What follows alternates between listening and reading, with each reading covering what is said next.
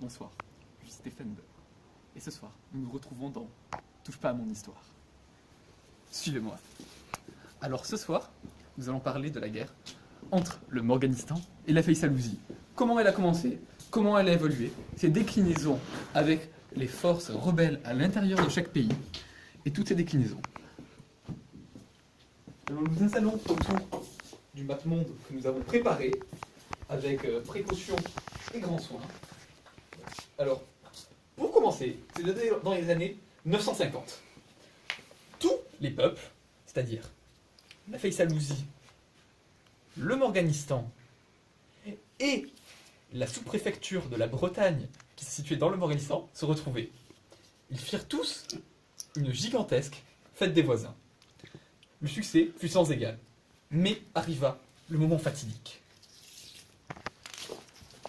Le président du Morganistan, Morgan le Grand, le bâtard de Robert, la chose, se retrouva contre le président de la Faysalousie sur une partie de bataille. La partie faisait rage depuis plusieurs minutes. Puis, ils eurent une bataille de rois. La tension était à son comble.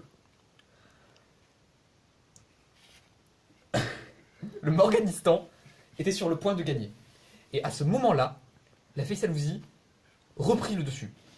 Et là, le Morganistan accusa de tricherie. Le roi de la Faysalousie se déclara outré par ces propos-là. Puis, une bagarre commença entre les deux. Cela se finit en sang. Ce fut un des drames les plus graves qui sont arrivés durant ces 200 dernières années.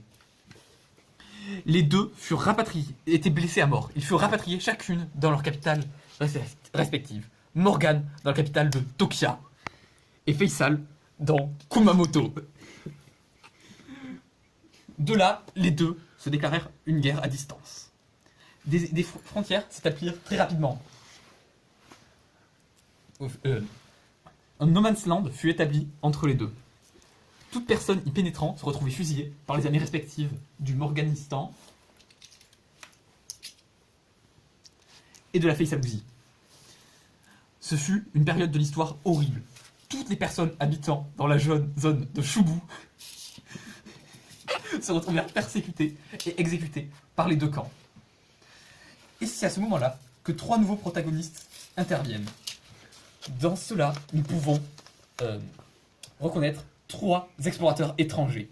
Le premier, Tonio from Miliano, était un navigateur hors pair venant de la terre d'Italiou. L'autre avait une intelligence hors pair. Il avait inventé le truc. Il pouvait faire rapporteur, équerre et règle à la fois. Grâce à cela, et les talents de navigation du dernier, ils purent naviguer jusqu'au nouveau continent. Et il était accompagné par un explorateur au charisme hors pair qui lui était procuré par sa queue de cheval sans égal. Ils arrivèrent sur les îles Okinawa. Ici, ils utilisèrent les talents de l'Italia pour reconnaître la situation. Ils s'étaient dit qu'ils allaient prendre part au conflit. Donc, ils partirent.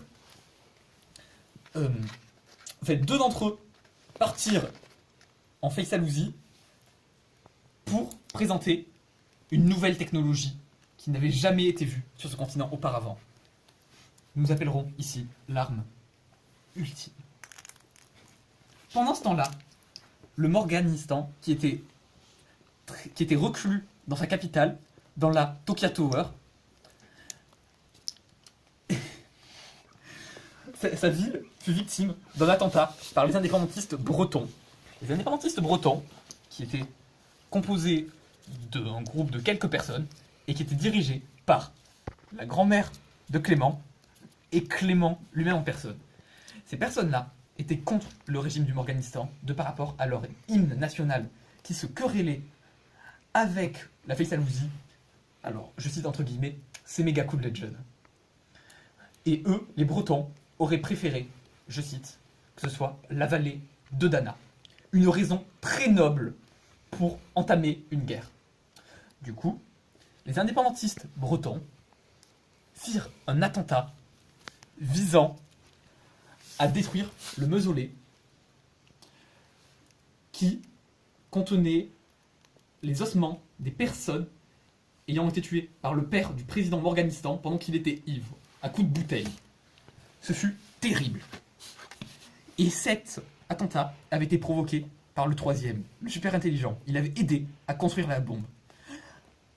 Tout cela était un plan prévu pour aider la Faysalousie. Le Morganistan dut rappeler ses armées pour lutter contre la menace terroriste. Des forces...